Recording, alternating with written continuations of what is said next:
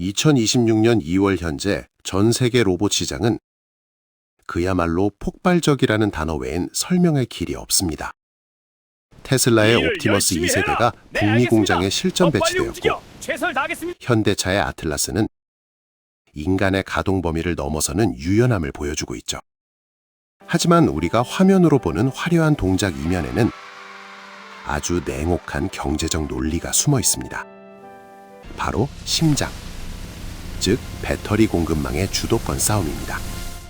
최근 발표된 2026년 상반기 글로벌 로봇 산업 보고서에 따르면 전 세계 휴머노이드 로봇 시장은 약 42억 3천만 달러 규모로 성장했으며, 이는 전년 대비 154% 증가한 수치입니다. 특히 중국은 로봇 굴기를 선언하며 올해 2만 8천 대의 휴머노이드 보급을 목표로 총공세를 펼치고 있죠. 그런데 흥미로운 점은 TL이나 BYD 같은 세계 최대 배터리 기업을 보유한 중국의 로봇 제조사들이 정작 자신들의 로봇에는 한국산 배터리를 넣어달라며 줄을 서고 있다는 사실입니다. 이것은 단순한 선호도의 문제가 아닙니다. 로봇이라는 기계가 가진 물리적 한계 때문인데요. 전기차와 달리 로봇은 아주 협소한 공간에서 초고 출력을 내야 하는 극악의 조건을 가지고 있습니다. 오늘 영상에서는 왜 전 세계 로봇 기업들이 한국의 46 시리즈 배터리에 서화를 거는지, 그리고 이 현상이 향후 10년의 로봇 경제 지도를 어떻게 바꿀지 최신 통계와 함께 심층 분석해 보겠습니다.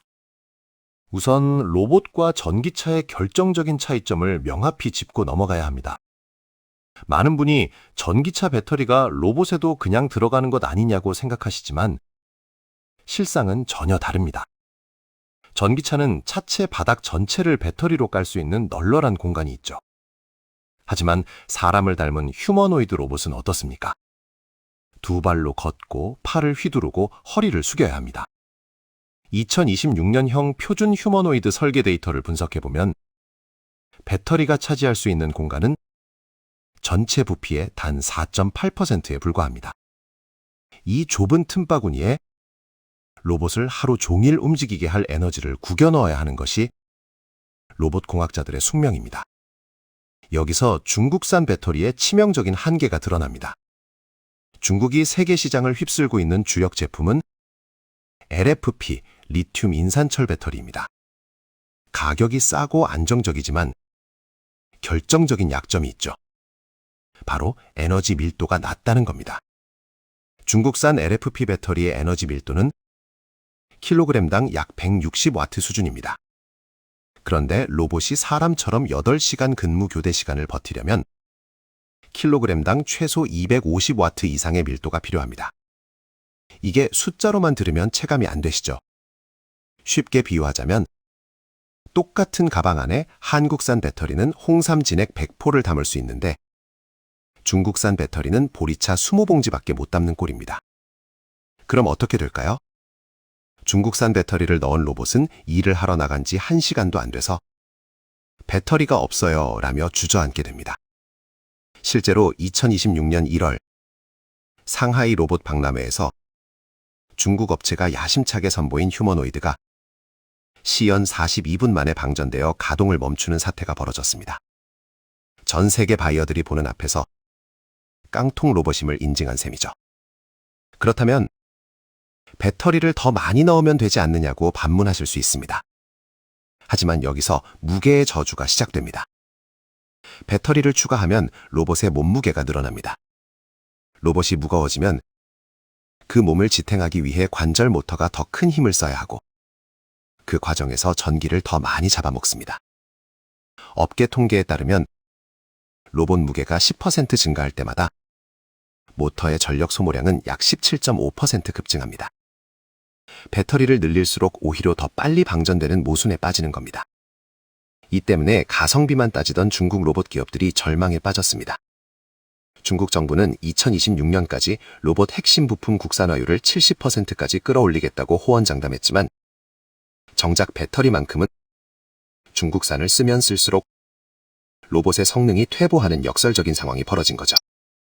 2026년 2월 현재 중국의 주요 휴머노이드 스타트업들은 한국산 배터리 공급 계약을 따내지 못하면 올해 사업 계획을 전면 수정해야 한다는 내부 보고서를 쏟아내고 있습니다. 결국 덩치만 큰 중국산 배터리는 정교한 로봇의 세계에서 짐일 뿐입니다.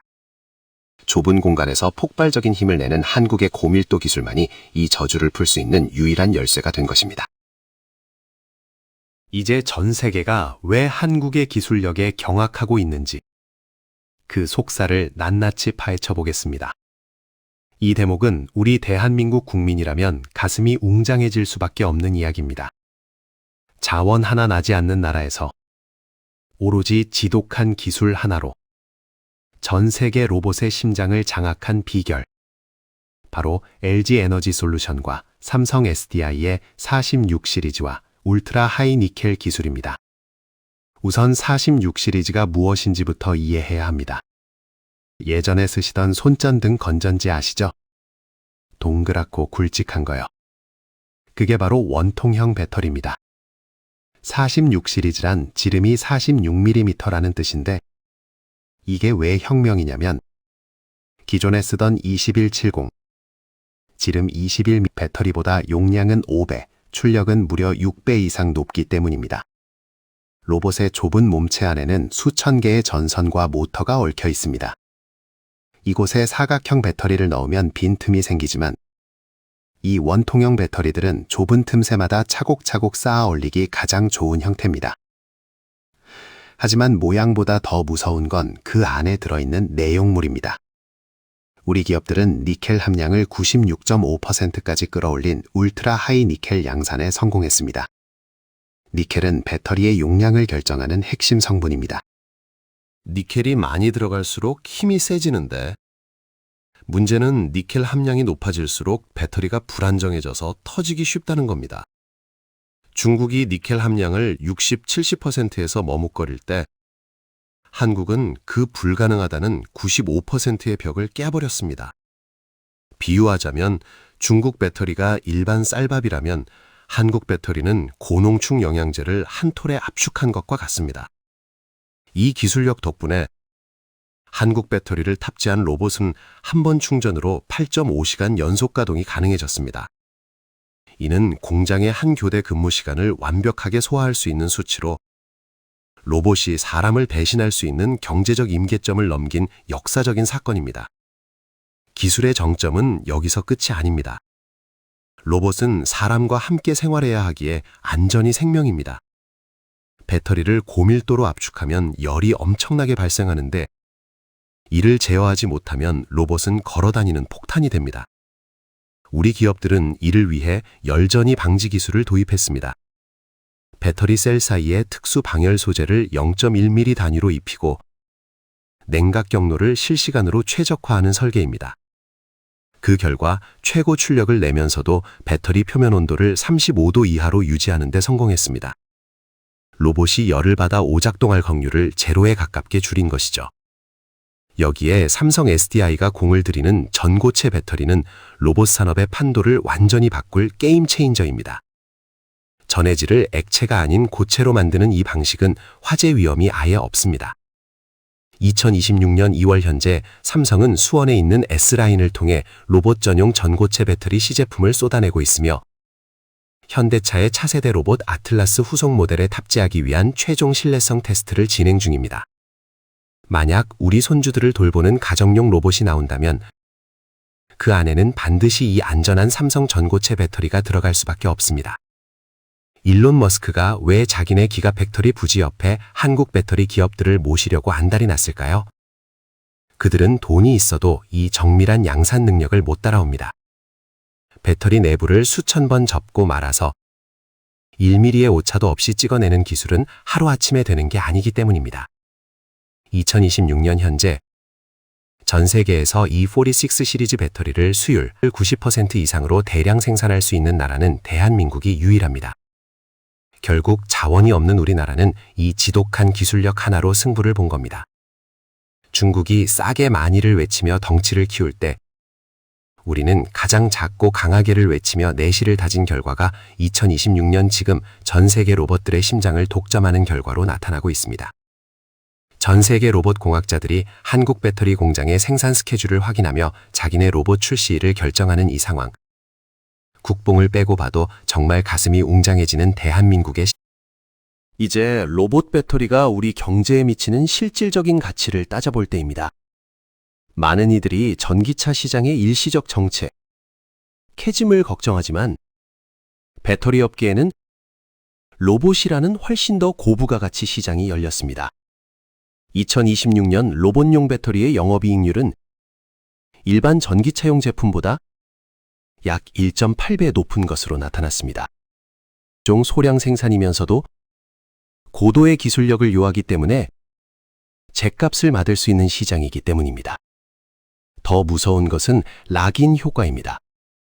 로봇은 신체의 무게중심과 관절의 회전 토크를 계산할 때 배터리의 무게와 출력 곡선을 상수로 두고 코딩을 합니다. 즉, 설계 초기 단계부터 특정 배터리에 최적화된다는 뜻입니다. 만약 중간에 배터리 제조사를 바꾸려면 로봇의 하드웨어와 소프트웨어 전체를 재설계해야 합니다.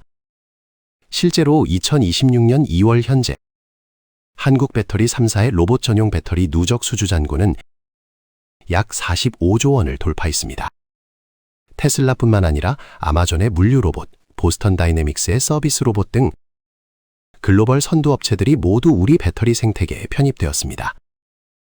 한 번 공급망에 들어가면 해당 로봇 모델이 단종될 때까지 최소 10년 이상의 안정적인 매출이 보장되는 셈입니다. 우리는 지금 로봇 시대의 에너지 표준을 선점하고 있습니다.